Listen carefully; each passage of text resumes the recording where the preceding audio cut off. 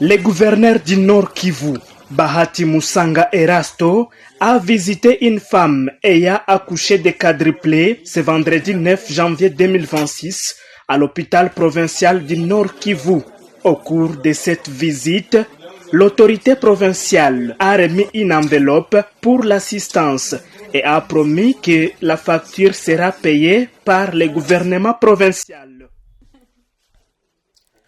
Yes, ni muri Sud Kivu rero aho guverineri waho Bahati Musanga Erasto yasuye umubyeyi wibarutse abana bane icyarimwe. Ni muri Sud Kivu rero guverineri akaba rero yanamusigiye envelope cyangwa se ibahasha irimo ibizamuherekeza nk'uko Mimi nashukuru sana presence yake, Mungu ambariki sana. Mungu alinibariki na watoto ine. Watoto ine niko nabo, sina kwa kuwalelea, sina kazi, bwana hana kazi ya vile. Le gouverneur amebarasure ki batalipa facture kutoka hapa. Ndiye amejirasire kama atalipa facture. Merci sana, Mungu ambariki, tunashukuru sana. Amefanya geste, amenipa envelope. Nashukuru sana, Mungu ambariki. Poursuivant sa visite qui s'inscrit dans sa politique de proximité, le gouverneur du Nord Kivu, accompagné du maire de la ville de Goma, du chef de division provinciale de la santé et de quelques membres de son cabinet, la bourgmestre de la commune de Goma a visité plusieurs malades, y compris une jeune maman, l'une des cadres de base de la place, où il a posé un geste de solidarité. À l'issue de cette activité caritative, le gouverneur de province a effectué une visite d'inspection des travaux de construction d'un nouveau bâtiment en cours à l'hôpital général provincial du Nord Kivu. Je vais commencer d'abord à remercier le président João-Manuel Gonçalves Lourenço, président de la République d'Angola, mais aussi président en exercice de l'Union africaine, pour son initiative, son attachement à la paix dans l'Est de la République démocratique du Congo. Et comme je vous l'avais dit il y a quelques jours, il m'avait fait des propositions que je trouvais très intéressantes pour cela, mais qui commencent d'abord par un cessez-le-feu immédiat et inconditionnel. Et je le dis ici au nom de la République démocratique du Congo que je souscris totalement à cette initiative et que nous sommes prêts à aller dans ce sens-là dès que nous aurons un retour de la part du président João-Manuel Gonçalves Lourenço, que je tiens encore une fois de plus à remercier pour son engagement en faveur de la paix dans mon pays. Comme vous l'avez entendu dans le communiqué, nous restons bien entendu inscrits dans les processus de Doha et de Washington. Donc ce n'est absolument pas un nouveau processus, ça je tiens à le préciser, le président qui est à côté de moi le confirme, je parle sous son contrôle. Il n'est absolument pas question d'un nouveau processus ici. Que l'esprit malin ne vienne pas qualifier le président João Manuel Gonçalves Lourenço de vouloir s'accaparer de quoi que ce soit. Il est en faveur de la paix, et n'oubliez pas qu'il était déjà avec nous au début de cette crise. Et enfin, dans l'identification, c'est une question très importante. Nous tenons à ça, à l'identification, pour qu'il n'y ait pas d'infiltration, l'identification de tous les Congolais, qu'il n'y ait pas d'infiltration, parce qu'en fait des comptes, c'est cette liste-là qui permettra à ce que, dès que la situation se normalise au pays, nous commencions au rapatriement. Donc il faut déjà en amont, nous agissions à devoir identifier correctement ceux qui sont dans les camps de réfugiés. Et aussi pour des raisons de sécurité. Vous savez, Champ et Chaudé a peur même de l'eau froide. Ce qui s'est passé à Gatumba, c'était justement des infiltrations en son temps qui ont fait que il y a eu ces problèmes-là. Nous ne voulons plus que ça puisse revenir. Donc voilà un peu, dans un premier temps, c'est qu'on peut aller, ou peut-être votre réponse demandera à ce que nous allions dans les fonds.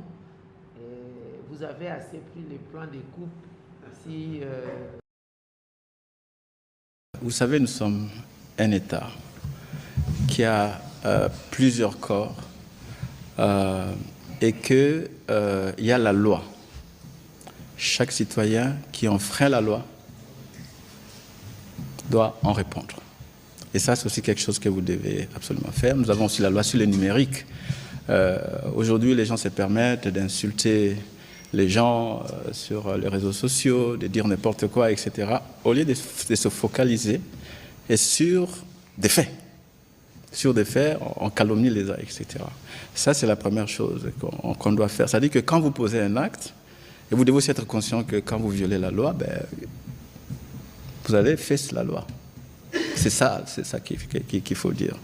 En ce qui concerne les opposants, nous appliquons la politique du pays dans l'administration de la justice. Nous veillons à ce que ceux qui sont arrêtés, la procédure puisse être légalisée.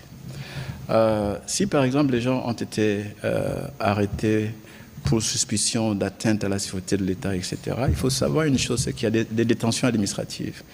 Pour des questions liées aux atteintes à la sécurité de l'État, il y a une manière de mener les enquêtes. Les enquêtes peuvent durer. Mais nous, au niveau de la justice, nous demandons toujours à ce que cette situation puisse être légalisée.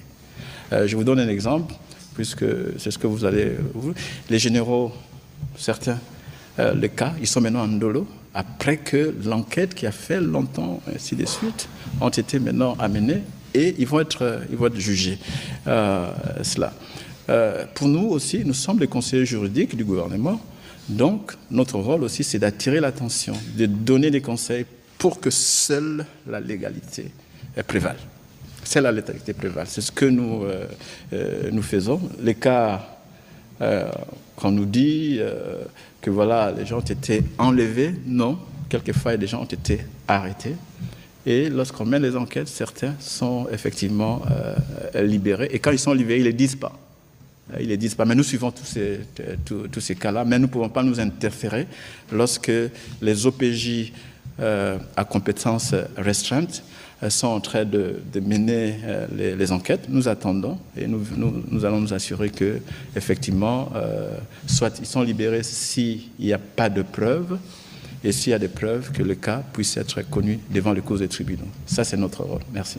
Il s'est dit dans les différents bureaux, entre guillemets, non autrement identifiés, que vous avez parlé du dialogue inclusif à Luanda.